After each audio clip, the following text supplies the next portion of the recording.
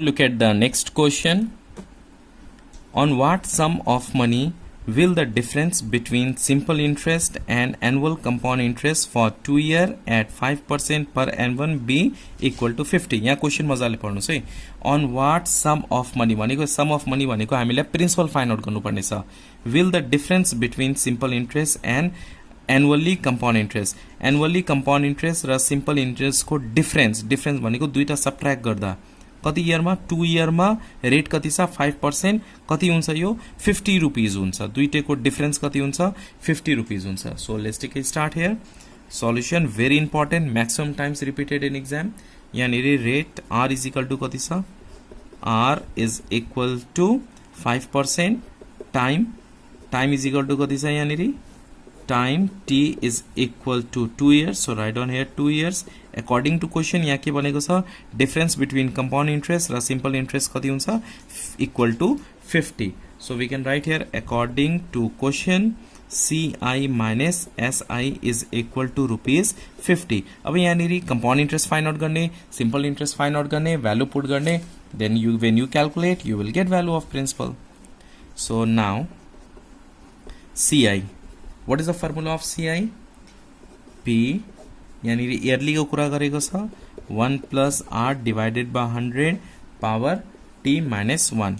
Okay, so CI P को value P ने राख्ने 1 plus R, value of R is equal to 5, so we have to write here 5 divided by 100 power T को value कति छ 2 years, so write down here 2 minus 1 and then calculate this 5 divided by 100. So 5 divided by 100 गर्दाखेरि 0.05 आउँछ plus 1 गरिदिने 1.105 आयो. Okay, so we can write here P 1.05 whole square minus 1.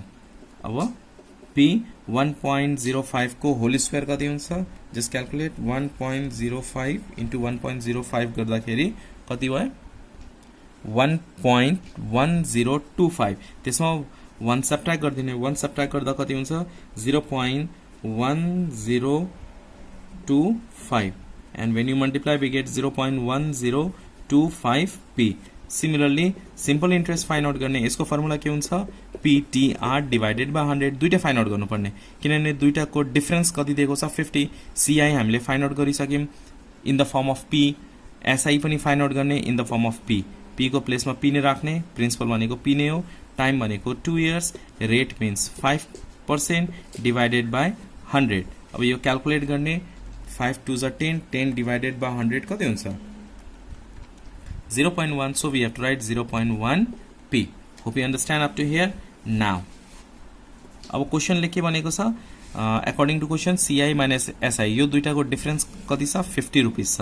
So CI minus SI is equal to rupees 50. CI compound interest कति आएको छ 0.1025p minus simple interest हामीले कति find out गर्यौं यहाँनिर 0.1p is equal to 50. अब यो दुईटा सबट्र्याक्ट गर्दिने, यो दुईटा सबट्र्याक्ट गर्दा कति हुन्छ 0.0025p is equal to 50. अब यो हेर्नुस् है यो दुईटा मल्टिप्लाईमा छ भने के गर्ने डिवाइड गर्ने. So p is equal to 50 divided by 0.0025. Therefore we get p is equal to rupees 20,000. So required principal p is equal to rupees 20,000. Hope you understand this question taken from class 10 compound